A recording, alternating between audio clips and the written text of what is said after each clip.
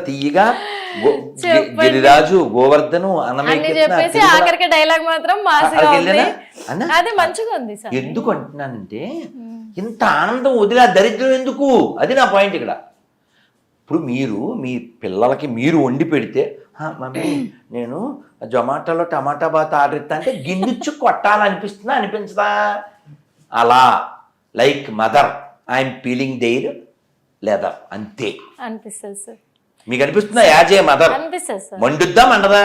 వండిన తర్వాత జొమాటోలో వాడు పాసిపోయింది ఏదో వేసి వేడివేడిగా పంపిస్తే ఆహా ఆహా ఏమి రుచి అని ఆ బల్లులు పడింది, ఆ జెర్రీలు పడింది, వీడు కర్రీ అని తినేస్తుంటే పర్రిగాడు గడ్డి పెడతారా పెట్టరా చెప్పమ్మా? పెడతాను సార్. సేమ్ నేను అదే చెప్తున్నా. యాజ్ ఏ మీరు మదరు, ఆ మదర్ క్యారెక్టర్ లాగే అయ్యో వీళ్ళు ఆనందం పొందడం మానేసి దుఃఖం పొందుతున్నారనే బాధతో ఆవేదనతో తప్ప నాకెవ్వరి మీద కోపం లేదు. ఏపీ ఎలక్షన్లల్లో వైఎస్ఆర్సీపీ అధికారంలో ఉన్నప్పుడు అందరూ వైఎస్ఆర్సీపీ టీం అంతా కూడా పవన్ కళ్యాణ్ని అసెంబ్లీ వైపు రానియము, నీడ కూడా పడనీయము అని సవాల్ చేశారు. ఆ సవాలు విసిరిన కొన్ని రోజుల్లోనే, కొన్ని నెలల వ్యవధిలోనే వాళ్ళేమో ఇంట్లో కూర్చున్నారు. పవన్ కళ్యాణ్ గెలిచి చూపించారు. దానిపైన మీరేం చెప్పగలరు స్వామి? పవన్ కళ్యాణ్ గెలుపు పైన నిన్న మొన్న ఎవరితోనో మాట్లాడుతూ నిన్నే మనం ఎప్పుడైనా ఏ స్థితిలో అయినా వెయిట్ చేయాలి అని చెప్పాను. సేమ్ అది చేశాడు అతను, అంతే. పవన్ కళ్యాణ్ అంతేగా చేశాడుగా. 19లో వచ్చారు, 14లో వచ్చారు, పోటీ చేయలే. 19లో వచ్చారు, పోటీ చేశారు, ఓడిపోయారు. వెళ్ళి ఇంట్లోకి వెళ్ళి పడుకోలే. వెయిట్ చేశాడు, ఫైట్ చేశాడు, వెయిట్ తెచ్చుకున్నాడు. సింపుల్. సవాల్ చేసిన వాళ్ళు సార్ వాళ్ళపైన శవాన్ని నమ్ముకున్నారు, సవాల్ చేశారు, శవాల్లో పడుకున్నారు. అంటే ఇక్కడ నేనేమన్నానో మీరు వినలే. శవాన్ని నమ్ముకున్నారు అన్నా. శవం అంటే తెలుసు, వాళ్ళ ఇంటి ముందు పేసుకున్న రెండు కార్లు. అందుకే నేను అది అర్థమయ్యే ఇంకా క్లారిటీ ఇస్తా. అంటే హిందూతత్వం గెలిచిందంటారా? ఖచ్చితంగా ఓట్లేసింది హిందువులే. ఖచ్చితంగా ఓట్లేసింది. గొర్రెలన్నీ అటువైపే ఉన్నాయి 40%. అర్థమైందా? సో విషయం ఏంటంటే కాకినాడకి ఎమ్మెల్యేగా చేశాడు ఒక ఆయన, ద్వారంపూడి చంద్రశేఖర్ రెడ్డిని. ఆయన మాట్లాడుతూ ఎలక్షన్కి ఇంకా 150 రోజులు ఎంతో ఉంది, మీరందరూ మీకు తెలుసు కదా, ఒక గొర్రె మనకి సీఎం అయితే మనం అందరినీ చక్కగా మతం మార్చి గొర్రెల కింద మార్చచ్చు. ఇది పబ్లిక్ మీటింగ్లు ఏం తింటున్నారు? అది చూసి నాకు మండిపోయి ఆ కోరుకొండ కొండ దిగుతూ అసలు ఏం చేద్దాం అనుకుంటున్నారు ఈ రాష్ట్రాన్ని? మత మార్పిడి హబ్బు చేసి ఏం చేద్దాం అనుకుంటున్నారు? ఎవరు పుట్టిన నేల ఇది?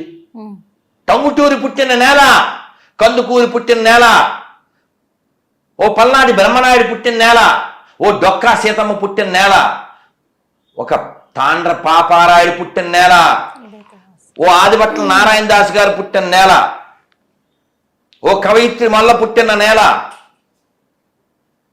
వీర రక్తపు దార వారవోసిన సీమ, పలనాడు నీదెరా వెలనాడు నీదెరా, తాండ్ర పాపయ చూడ ఎవడోయి, బాలచంద్రుడు చూడ ఎవడోయి. అటువంటి నేలని ఏదో గొర్రెలు పాపులు మొత్తం గూస్ బంప్స్ వస్తున్నాయి స్వామి. అసలు ఎందుకంటే మళ్ళీ గుర్తు చేశారు. ఎందుకో చెప్పడానికి మీరు గమనించారో లేదో, నేను తిట్టినా, తీయగా పాడినా, మాట్లాడినా నేను ఫీల్ అయి చేస్తాను. ఖచ్చితంగా అది గమనించాను. I don't act because I'm speaking fact. నేను అందుకే చాలాసార్లు చెప్పాను, చాలామంది చెప్పా, నాది తప్పుంటే చెప్పండి, రోడ్డు మీద బహిరంగ క్షమాపణ చెబుతాను. నా స్టేట్మెంట్లో తప్పుంటే వెనక్కి తీసుకుంటా. ఎంతమంది పుట్టిన నేలండి ఇది? మామూలు నేల, పోతన పుట్టిన నేల. నువ్వు తెలంగాణ ఆంధ్ర పేర్లు పెట్టచ్చు. ఒక రామదాస్ పుట్టిన నేల, ఒక అన్నమయ్య పుట్టిన నేల, ఒక చాకలి ఐలమ్మ పుట్టిన నేల, ఓ కొమరం భీం పుట్టిన నేల, ఓ దాసరి రంగాచారి గారు పుట్టిన నేల, కొప్పరపు కౌలు పుట్టిన నేల, అవును స్వామి.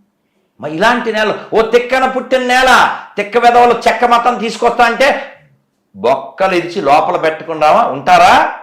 ఇవన్నీ వింటుంటే స్వామి నిజంగా అంటే నిజంగా ఇప్పటి వరకు అందరికి వీడని ఒక క్వశ్చన్ మాత్రం మిస్టరీగా మారిపోయింది స్వామి. ఇంకా మీ నుంచి వస్తుందని అనుకుంటున్నా, చెప్పేమ్మా. సమాధానం మీరే ఇస్తారు చెప్పే. అనుకుంటున్నాను. ఎందుకంటే చెప్పే. మీ దగ్గరే ఉందని కూడా నాకు అనిపించింది. తొందరగా. అందుకే అడుగుతున్నా స్వామి నేను.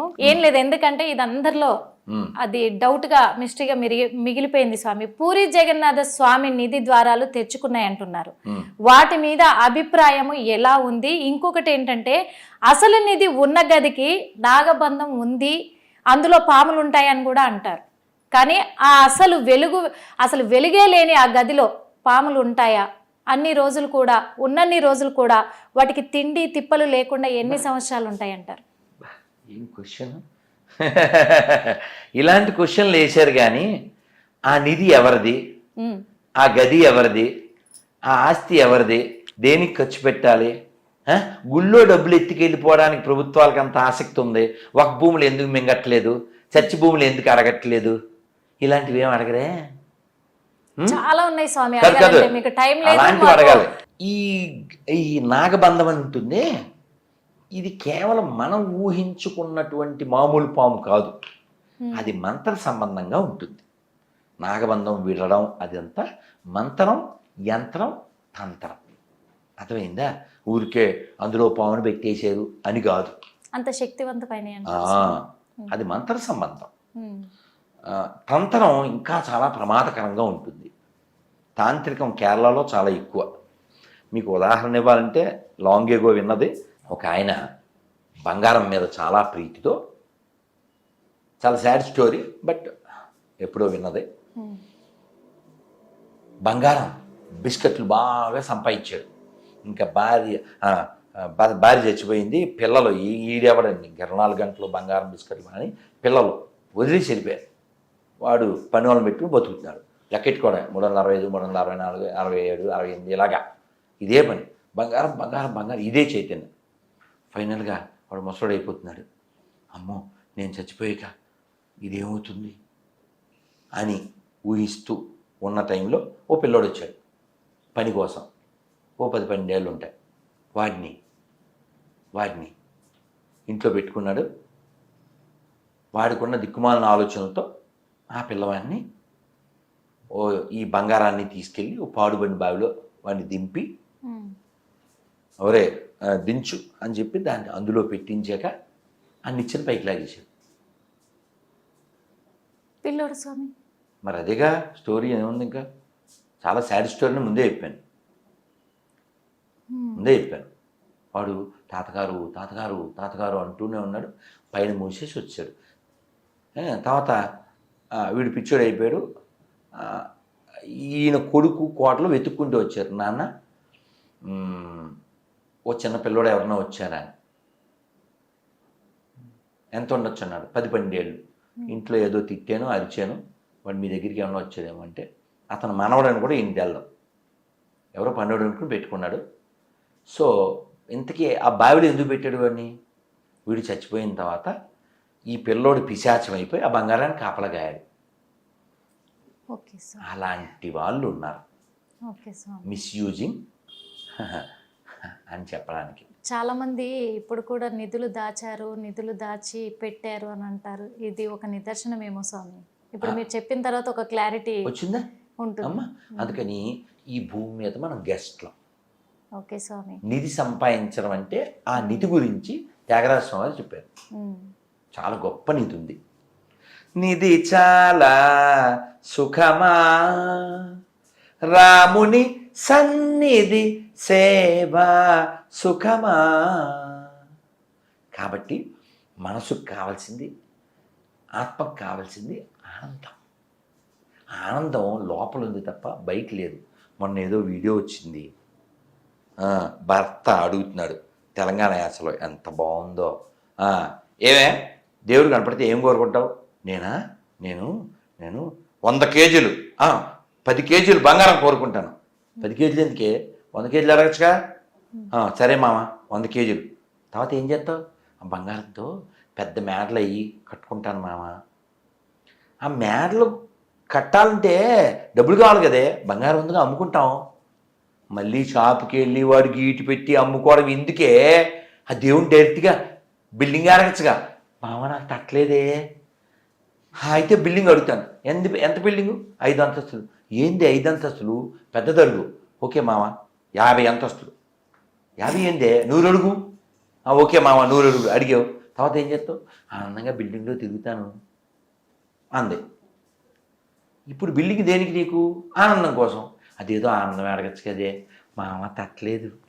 అయిపోయి ఇదే సినిమా. బాగుంట్లా? చాలా బాగుంది స్వామి. సింపుల్ కదా? సింపుల్ గా ఒక మాటలో చెప్పారు. సింపుల్ కదా? కాబట్టి భగవంతుని ఏమడగాలి? ఆనందం అడుగు. ఎందుకని ఆయన ఆనంద స్వరూపం. తిరుమలలో స్వామివారు ఉండే ఆ శాంక్టోరియం పేరేంటి? ఆనంద నిలయం. కాశీ పేరేంటి? ఆనందవనం. ఆనంద సాగరా. తెలుసా సాంగ్? సత్యబాబు పాడతారు. ఆనంద సాగరా మురళీధర రాధే కృష్ణ మీరే ప్రభు వేణుగోపాల. చూశారు కదా, మరి ఇప్పటి వరకు అయితే స్వామీజీతో మాట్లాడి ఎన్నో విషయాలు తెలుసుకున్నాము. మనము హిందూ తత్వం గురించే కాదు, మతం కులం ఏవీ లేవు అనే విషయాలు కూడా తెలుసుకున్నాం. మహాభారతము రామాయణము అన్నిటి గురించి తెలుసుకున్నాము. అలాగే ఎన్నో తెలియని విషయాలు కూడా తెలుసుకున్నాము. కానీ చివరిగా చెప్పింది ఏంటంటే ఆనందం కోరుకోవాలి, ఆనందంగా ఉండాలి అనే ఒక విషయాన్ని మాత్రమే చెప్తున్నారు. అంతే తప్ప ఏ విషయంగా కూడా మతం మారడంలో బలవంతం చెయ్యొద్దు అనే ఒక క్లారిటీని కూడా గురూజీ మనకి ఇచ్చారు.